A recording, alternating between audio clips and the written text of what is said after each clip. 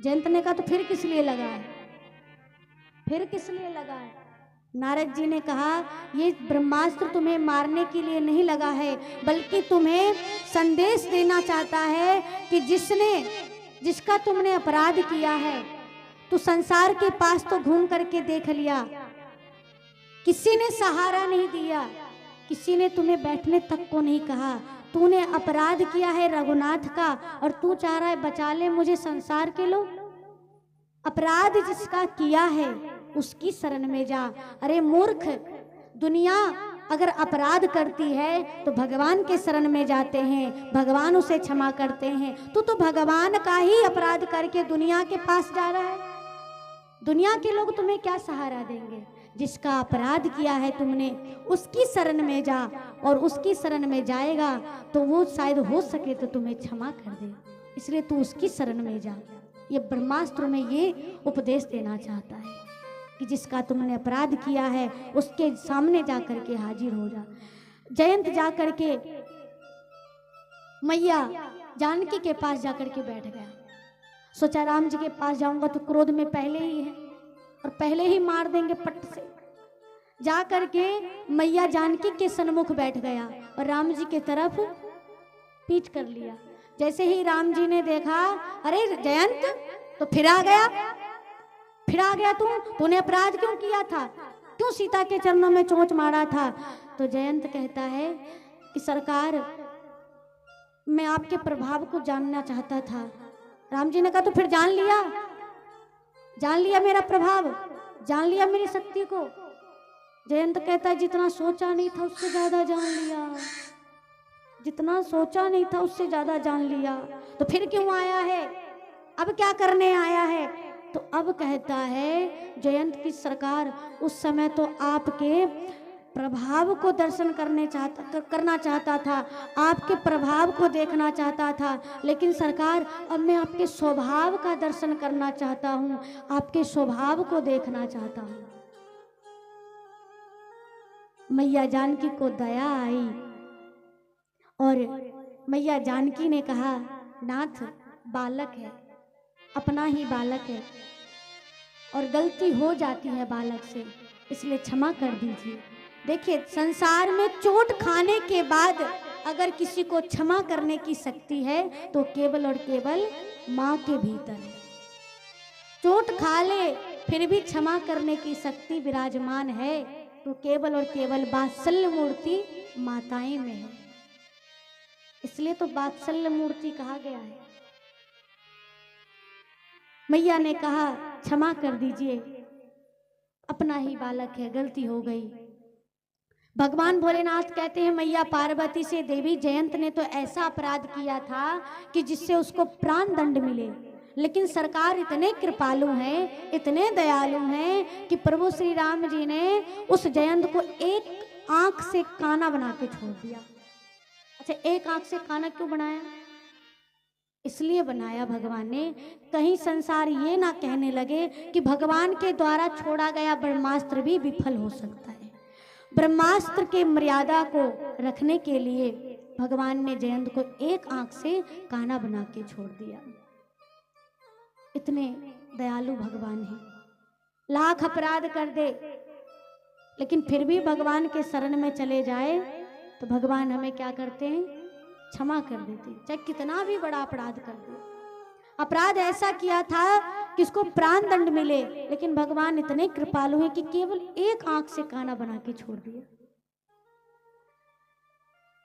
भगवान इतने कृपालु हैं।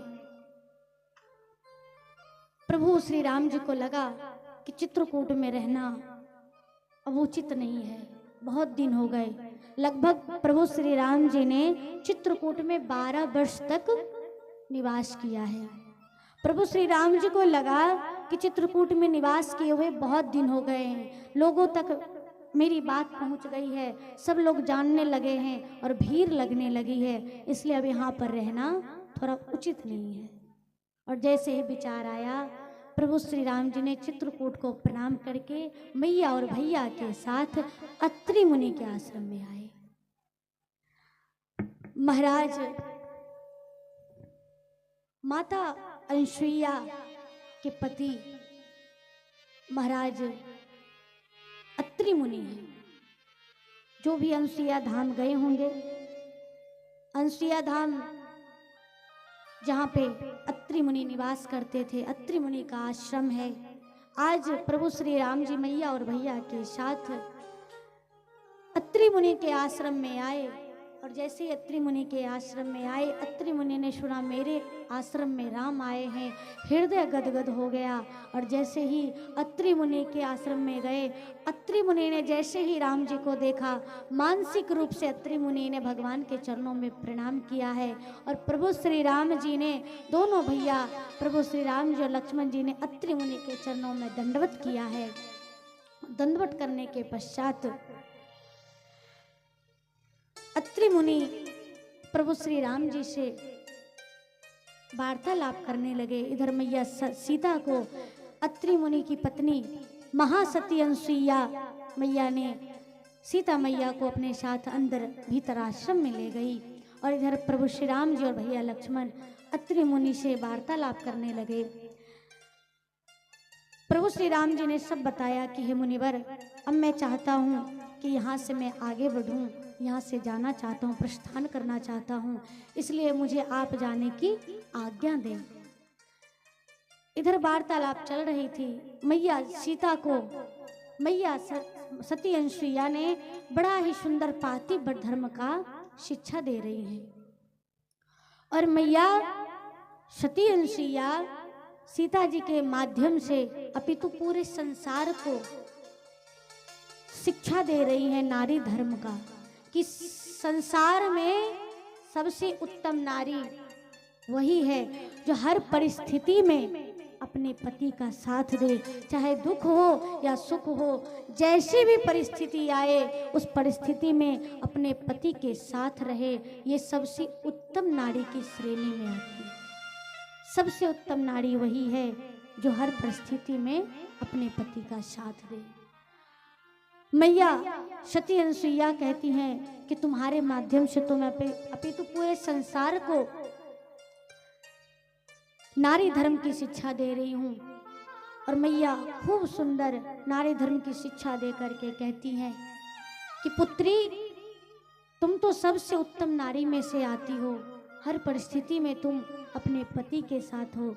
और मैया सती अनसुईया ने एक नवीन वस्त्र और आभूषण मैया जानकी को आशीर्वाद रूप में प्रदान किया है, जो नित्य नवीन बने रहे, जो कभी मलिन ना हो। अभी ठाकुर जी की कृपा से, माता अनसुईया की कृपा से हम भी चित्रकूट के अनसुईया धाम में कथा करके आए हैं, जहाँ पे मैया मंदाकिनी गंगा का उद्गम स्थान है। और ये मंदाकिनी गंगा, ये मैया सती अनसुईया के पतिव्रत धर्म के अस्तित्व से ये मंदाकिनी गंगा प्रकट हुई है। और ये माँ सती अनसुईया वो सती अनसुईया है जो ब्रह्मा विष्णु महेश को भी बालक रूप में बना दे। वो सती अनसुईया सतियों में शिरोमणि मैया सती अनसुईया मानी गई है। सब सतियों में शिरोमणि, जो अपने पातिव्रत धर्म की अस्तित्व से, पातिव्रत धर्म की शक्ति से मंदाकिनी गंगा को प्रकट कर सकती है, ब्रह्मा विष्णु महेश को बालक बना करके पालने में सुला सकती है। इतना पातिव्रत धर्म में शक्ति है। इसलिए तो कहते हैं कि एक पत्नी के लिए उसका पति ही देवता है। एक पत्नी के लिए उसका पति ही देवता है,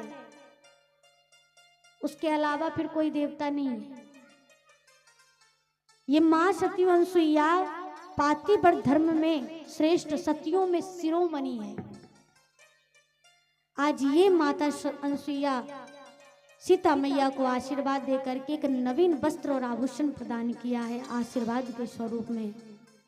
और तत्पश्चात खूब सुंदर शिक्षा दी, पातिव्रत धर्म को बतलाया, नारी के धर्म को बतलाया। और प्रभु श्री राम जी अत्रि मुनि से आज्ञा लेकर के मैया जानकी और भैया लक्ष्मण जी के साथ चित्रकूट को प्रणाम करके अब आगे बढ़े हैं। जब चित्रकूट से आगे बढ़े तो एक सर्वभंग मुनि का आश्रम आता है। सर्वभंग मुनि का आश्रम, सर्वभंग मुनि वो महात्मा है, वो महामुनि है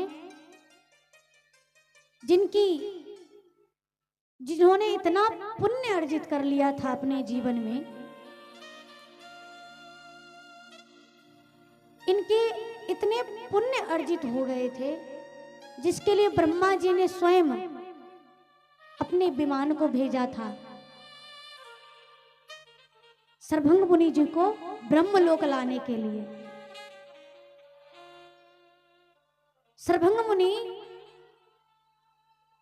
उस विमान में आरूढ़ भी हो चुके थे, ब्रह्मलोक जाने वाले थे। जब ब्रह्मलोक जाने वाले थे, ब्रह्मा जी ने उसको स्वर्ग का इंद्र बनाना चाहते थे। ब्रह्मा जी सर्वभंग मुनि को स्वर्ग का इंद्र बनाना चाह रहे थे, इसलिए ब्रह्मलोक से विमान को भेजा था लाने के लिए सर्वभंग मुनि को। और भगवान और सर्वभंग मुनि जी उस विमान में आरूढ़ भी हो चुके थे। लेकिन जैसे वो एक संत महात्मा नीचे से गुजरे ना, तो उन्होंने कहा, महात्मा जी आप कहाँ जा रहे हैं? आप कहाँ जा रहे हैं? भगवान इसी रास्ते से आ रहे हैं, भगवान चित्रकूट से निकल चुके हैं और मैंने सुना है कि इसी आपके आश्रम के सामने के मार्ग से जाने वाले हैं, इसलिए आप वहाँ कहाँ जा रहे हैं? उतरिए विमान से। जैसे ही सुना सर्वभंग मुनि ने कि हमारे परमात्मा श्री सीताराम जी आ रहे हैं, विमान से उतर गए और बोले तुम जाओ, हमें नहीं जाना ब्रह्मलोक, कैंसिल कर दिया ब्रह्मलोक जाना। कहा कि भगवान हमारे स्वयं पास चल कर के आ रहे और मैं भगवान का दर्शन ना करूं, पहले मैं भगवान का दर्शन कर लूंगा फिर मैं आऊंगा, इसलिए अभी जाना कैंसिल, फिर बाद में आना, अभी जाऊं। और जाना कैंसिल कर दिया। इधर अत्रि मुनि, सर्वभंग मुनि जिस मार्ग में उनका आश्रम था और उनको ऐसा स्मरण हुआ कि प्रभु इसी मार्ग से गुजरेंगे, उस मार्ग में सर्वभंग मुनि बैठ गए कि कहीं ऐसा ना हो कि मैं आश्रम में रह जाऊं और प्रभु श्री राम जी इस मार्ग से गुजर के चले जाएंगे तो फिर क्या करूंगा। इसलिए उसी मार्ग में बैठ गए और सोए नहीं, दिन रात जगते रहे।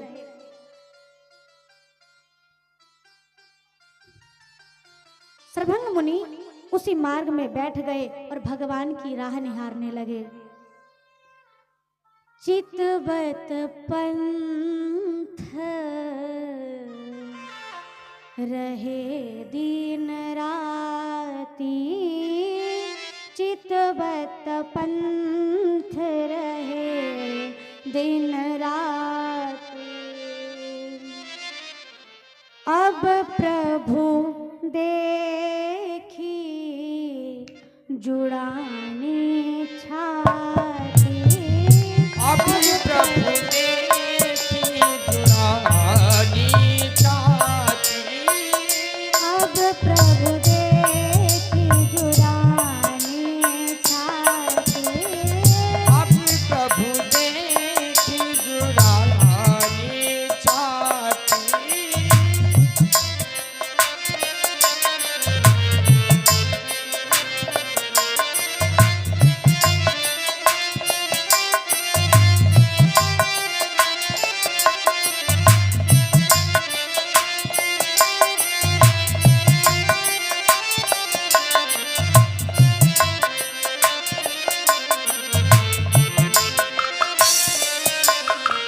सर्वभंग मुनि उस मार्ग में बैठ गए और दिन रात भगवान की राह निहारने लगे। ना सोते थे, केवल भगवान को याद करते थे कि किस समय भगवान आएंगे और अपने आंखों को बिछाए हुए थे कि कब प्रभु आएंगे। और जैसे ही सर्वभंग मुनि ने देखा प्रभु श्री सीताराम जी और भैया लक्ष्मण मार्ग में आ रहे हैं, सामने देखा और जैसे सामने देखा भगवान के चरणों में प्रणाम किया और कहा, प्रभु आप आ गए ना, बहुत कृपा करे हैं। अभी अभी मैं धाम को जा रहा था, जात रहे रंच के धाम, जात रहे रंच के धामा, जात रहे रंच के धाम, जात रहे रंच के धामा। सुने हूँ श्रवण बनई है रामा।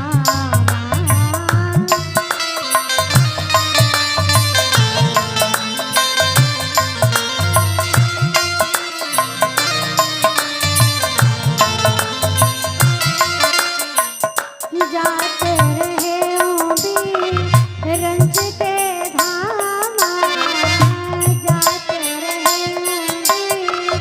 रंच के धामा, सुनहु श्रवण बनई है रामा, सुनहु श्रवण बनई है रामा, सुनहु श्रवण बनई है रामा।